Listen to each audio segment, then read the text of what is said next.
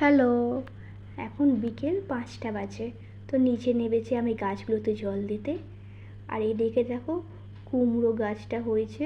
আর কুমড়ো গাছগুলোর পাতাগুলো দেখেছো কত বড় বড়, এক একটা পাতার সাইজ আমার 4টে হাত বসালে একটা পাতা হবে। অনেক বড় বড় পাতা হয়েছে কুমড়ো গাছটায়। তো দেখো এখানে আমি কতগুলো কুমড়ো শাক কেটে রাখছি।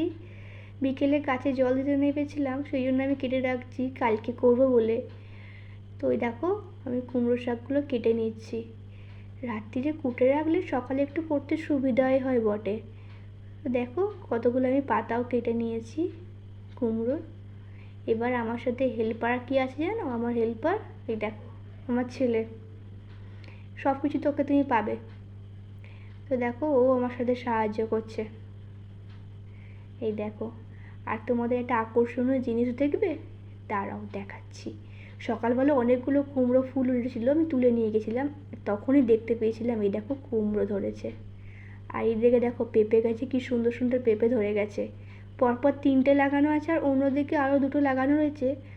তো এই দেখো পেয়ারা গাছগুলোতে কি সুন্দর পেয়ারা এসে গেছে, পুরো গাছ ভর্তি পেয়ারা এসেছে। বেশ বিকেলে গাছে জল দিতে না বলে এগুলো দেখতে দারুণ লাগে। তো চলো আর একটা আকর্ষণীয় তোমাদের জিনিস দেখাই। এইটা হচ্ছে এঁচোড় গাছ, 3 ফুটের। আর এই দেখো কি সুন্দর সুন্দর এঁচোড় ধরেছে।